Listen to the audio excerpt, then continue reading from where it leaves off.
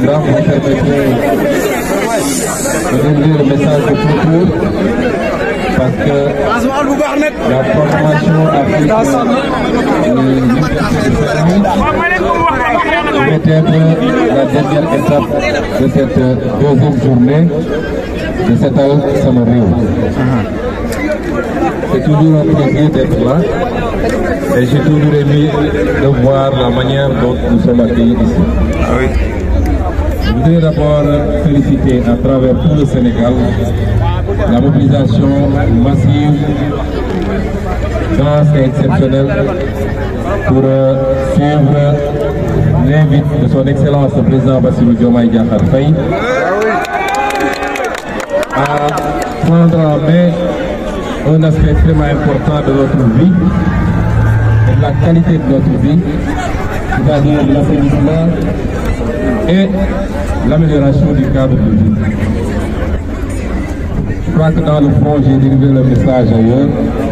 Je voudrais d'abord remercier et féliciter tous ceux qui sont mobilisés à travers les 14 régions du Sénégal, les 46 départements.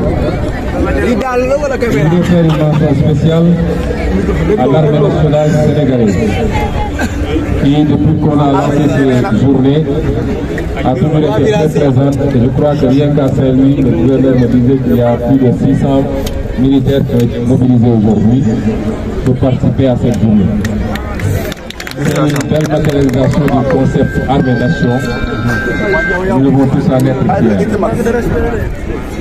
Je veux féliciter au nom du président de la République le maître d'œuvre de ces journées, en l'occurrence le docteur Cheikh Tidiane Dièye, ministre de l'assainissement et de l'hydraulique, qui n'a ménagé aucun effort depuis la première journée jusqu'à ce jour, non seulement pour la réussite des journées, mais également pour le suivi.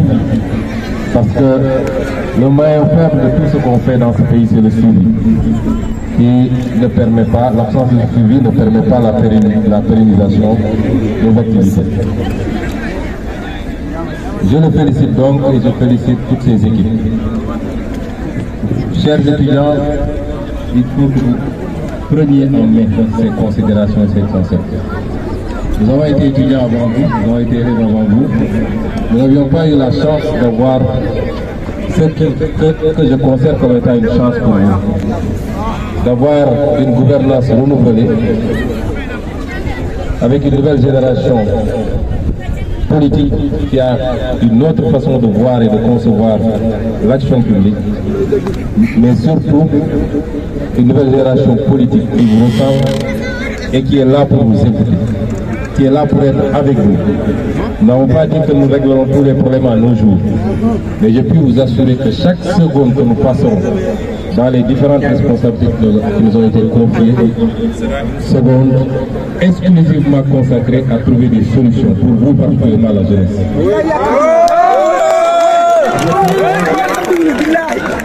C'est pourquoi vous me permettrez d'abord de regretter et de présenter mes condoléances.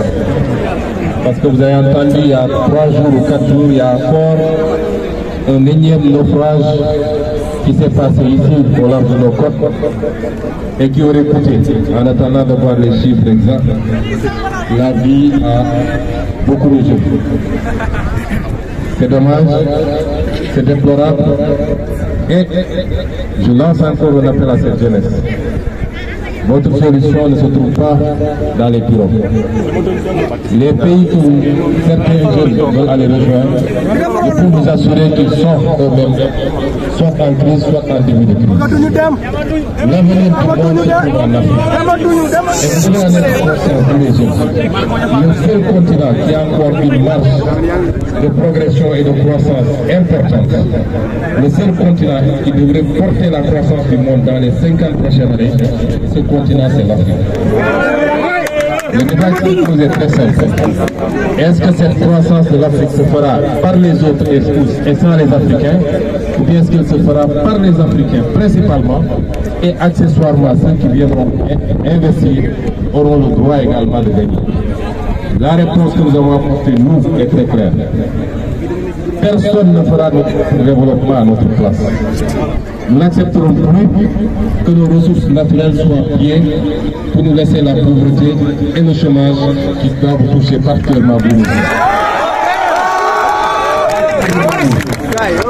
C'est vous que le président Bassirou Diomaye Faye vous promet. J'ai été ici il y a 4 ou 5 mois lors de la campagne. M'avait accueilli ici. Et je vous avais dit que nous allons le faire. Et je peux vous jurer que nous allons le faire.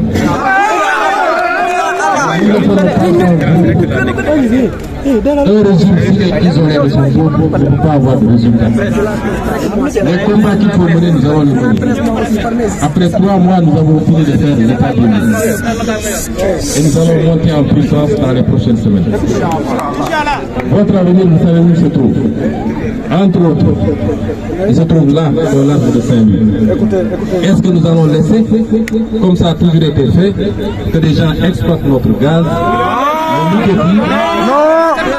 le liquéfier ici pour l'amener à l'extérieur, le regasifier et le consommer, et nous n'allons gagner qu'une infime partie de ce gaz. Notre projet pour ce gaz, c'est de le faire venir sur le sol sénégalais à travers un pipeline qui sera dimensionné comme il faut. Qu'on le transforme ici en énergie. On règle définitivement la question de l'énergie, parce que si vous réglez la question de l'énergie, vous réglez la question de la compétitivité, vous réglez la question de la compétitivité, vous réglez la question de l'industrialisation et donc de la création de l'emploi pour vous les jeunes. Nous avons fini de faire l'état des lieux sur le secteur minier, le secteur pétro-gazier, les accords de pêche et beaucoup d'autres secteurs. Notre projet, comme vous l'a promis le président Bassirou Diomaye Faye, c'est un projet de souveraineté. Nous sommes suñu bopp, am sañ-sañ suñu bopp, suñu alal ñu téye ko suñu bopp. Et ça, c'est un combat qu'il faudra mener. Parce que ceux qui étaient là avant nous ont signé des accords. Et des accords au détriment du Sénégal à 90%. Il va falloir revenir sur ça. C'est un combat politique avant tout, c'est un combat politique, mais ces combats nous les gagnerons que si nous avons tous les peuples sénégalais derrière nous. Est-ce que vous êtes derrière nous?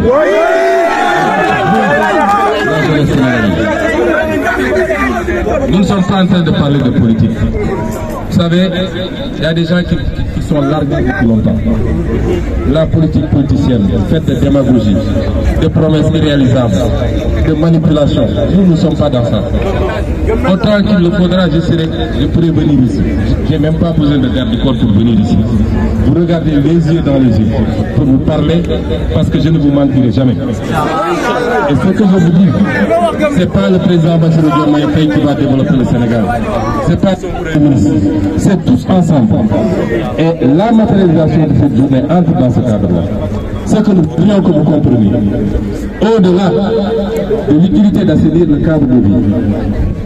Parce qu'un cadre de vie assaini est un des principaux critères du développement.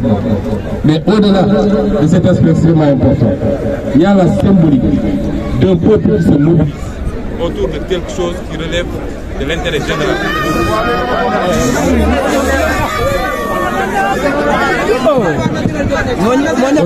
Au-delà de ça, de l'aspect utilitaire, immédiatement, il y a quelque chose de plus important.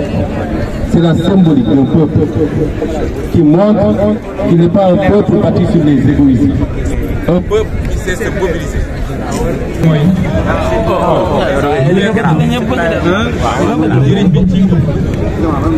ci seetal suñu bopp seetal suñuy kër te loolu am solo ci développement am na loo xam ne ci symbolique mooy message bi nga xam ne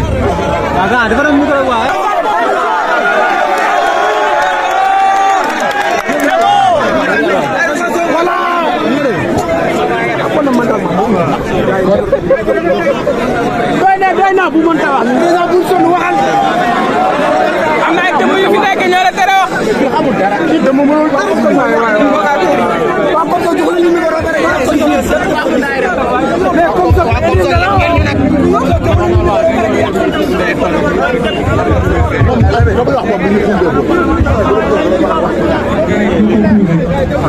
wax leen ni gisee président Diomaye lancé journée yi mooy lu weesu njëriñ yi mu am ci askan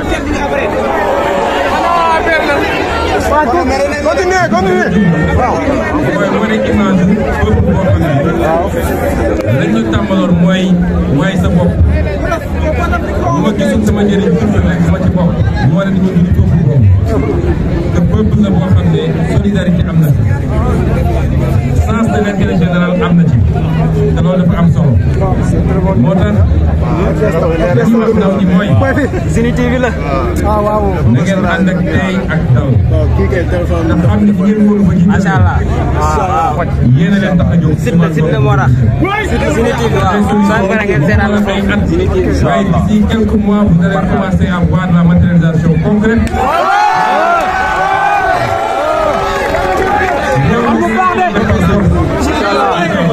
waaye yéen a ngi dooleel sax xam naa ni ngeen ko def. incha allah bu may daaneel leen mooy wax nañu problème bul daaneel bul daaneel assainissement ndax loolu taxoon na jóge. mënuñoo nelaw taay. am naa instruction monsieur le ministre de l' assainissement bëggatuñu ñu naan ñu néegu étudiants yi ndox maa ngi fay fal loolu c'est fini.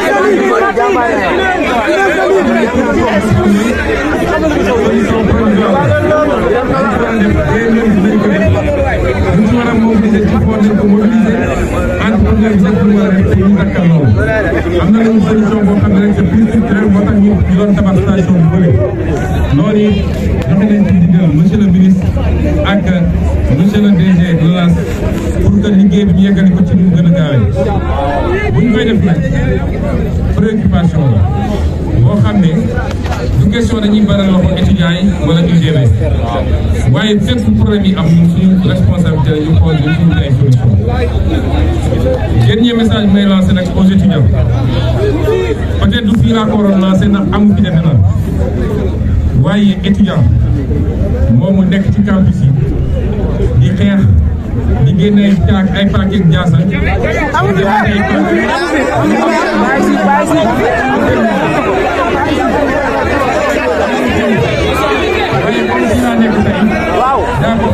waaw bu ma demee Dakar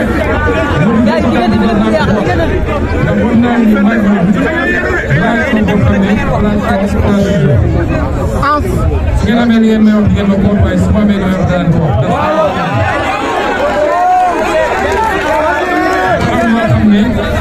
wax président Bassirou Diomaye Faye daf ma ne am na loo xam ne mënatul ko nangu bu dee fa jar modifier sax branche universitaire nañ ko def mais mënuñu bàyyi ay étudiants yi jamante ay paaka semaine bu ne ñu ne ñu ay victimes yu hôpital loolu du woon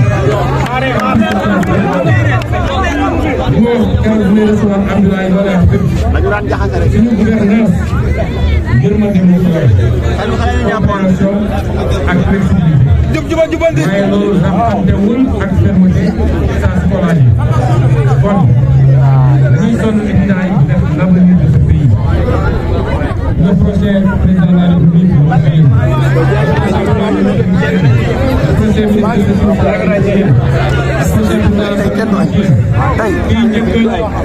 ministre régler problème du Sénégal bu Sénégal def directement ministère pour l'emploi ñun ambition boobu la ñu am pour yéen donc là l'université renforcer kon ñu leen di soññ ci loolu